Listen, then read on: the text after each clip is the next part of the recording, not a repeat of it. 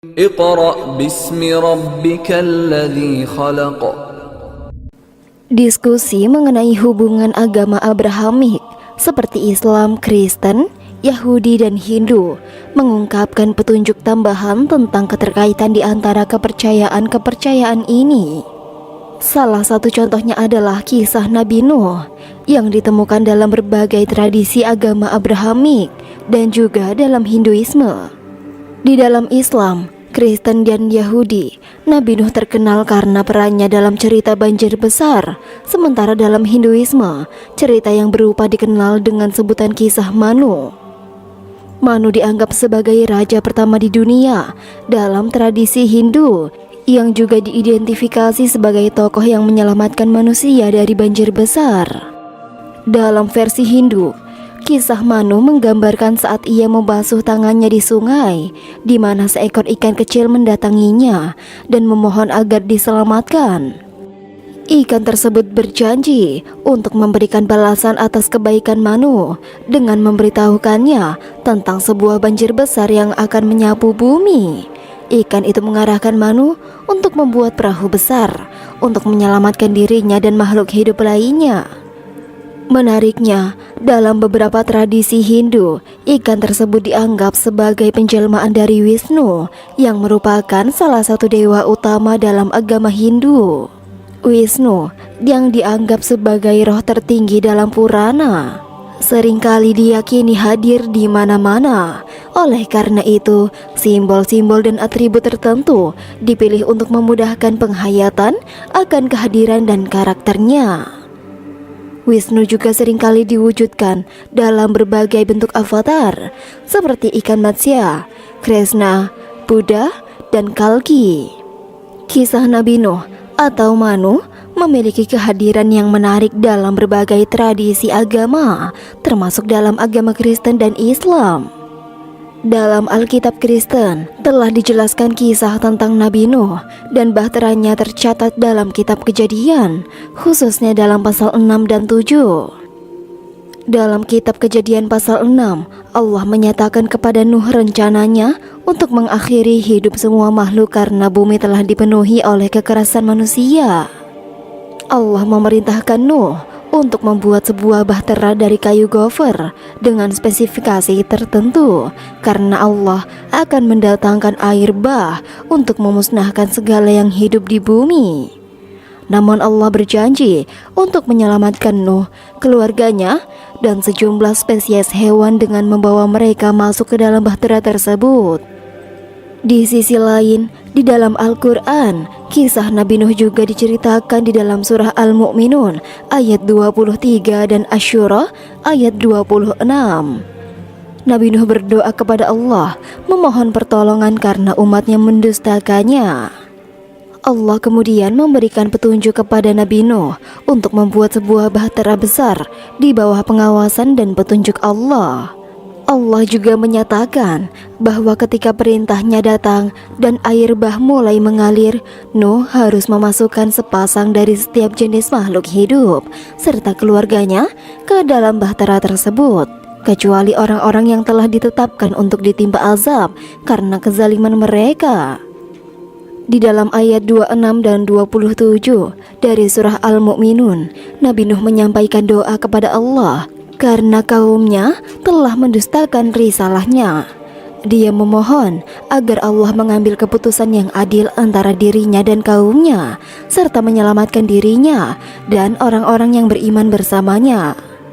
Kemudian, di dalam ayat 117 dan ayat 118 dari surah Asy-Syura, Allah menjelaskan bahwa Allah akan menyelamatkan Nuh beserta orang-orang yang berada di dalam bahtera yang penuh dengan muatan, sementara yang lain tenggelam sebagai hukuman atas kedurhakaan mereka. Dalam pemahaman Hindu, tokoh Manu juga memiliki peran penting dalam penciptaan kembali manusia setelah banjir besar. Dikatakan bahwa dari Manu lahir banyak keturunan dari berbagai ras, termasuk dari golongan Brahmana dan Ksatria. Manu memiliki banyak anak, di antaranya adalah Vena, yang kemudian menjadi cikal bakal dari golongan Ksatria di Babel setelah banjir besar. Seperti halnya Nuh dalam tradisi Islam dan Kristen, Manu dianggap sebagai figur yang menghasilkan banyak keturunan atau bangsa baru setelah bencana banjir besar. Dan dalam pandangan Hindu, Manu dianggap sebagai Adam kedua, yaitu asal-usul manusia. Di dalam kitab Kejadian, pasal 9 ayat 1, Allah memberkati Nuh dan keturunannya, serta memerintahkan mereka untuk berkembang biak dan memperbanyak jumlah mereka di muka bumi. Keberagaman bangsa dan keturunan setelah banjir besar juga tercatat di dalam kitab Kejadian pasal 10 ayat 32, di mana diceritakan bahwa keturunan Nuh menyebar ke seluruh penjuru bumi dan membentuk berbagai bangsa sesuai dengan keturunan mereka. Di dalam kitab Kejadian pasal 10, Nuh memiliki 3 orang putra, yaitu bernama Sem, Ham, dan Yafet. Genealogi mereka tercatat di sana. Menurut International Standard Bible Encyclopedia, keturunan mereka memainkan peran penting dalam pembentukan bangsa-bangsa kuno. Keturunan Sem diyakini menjadi asal-usul bangsa Israel, sedangkan keturunan Ham dikaitkan dengan bangsa Mesir, Kanaan, dan Arab.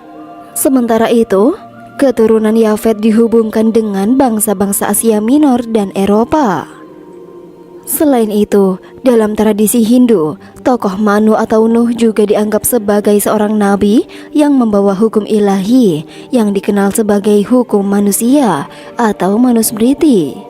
Di dalam kitab Atharva Veda pasal 13 terdapat kutipan yang menggambarkan kedatangan seorang nabi yang dianggap sebagai Nabi Muhammad.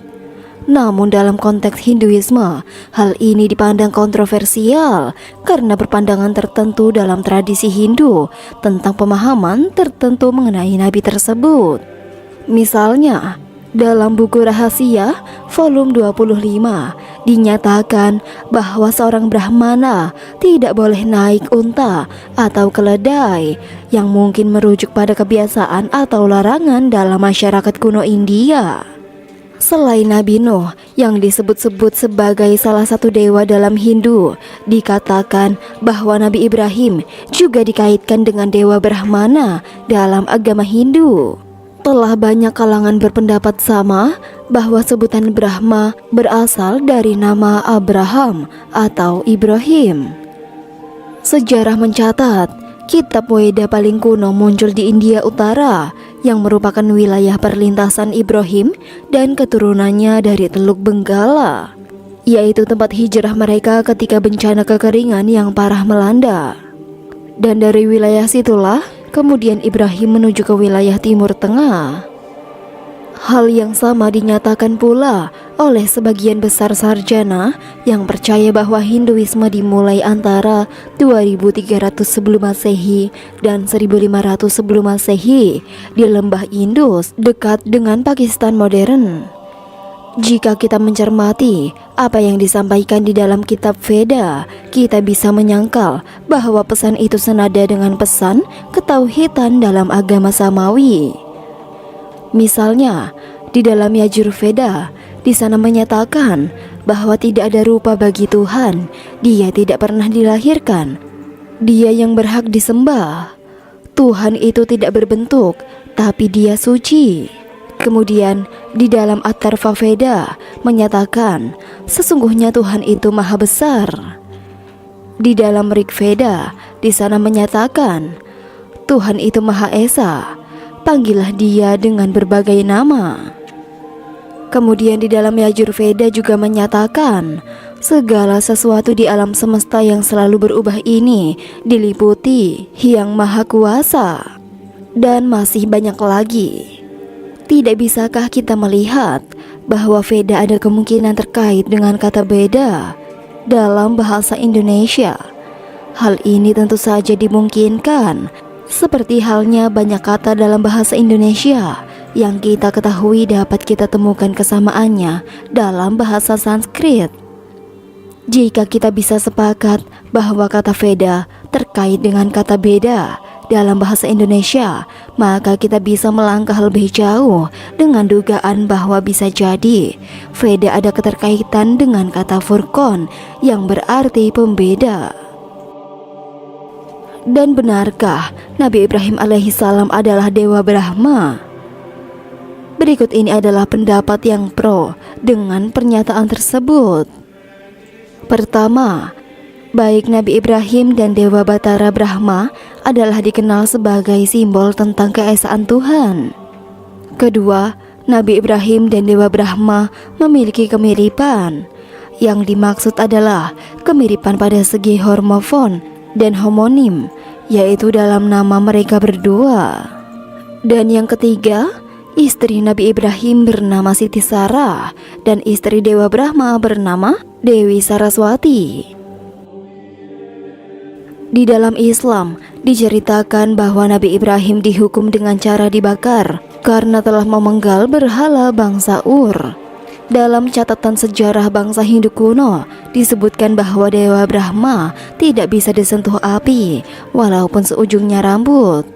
Hal ini diutarakan di dalam kitab Upanishad. Nabi Ibrahim alaihissalam yang dinilai sebagai pertapa banyak memiliki kaum, tapi sepeninggal Nabi Ibrahim, kaumnya terpecah dengan keyakinan masing-masing.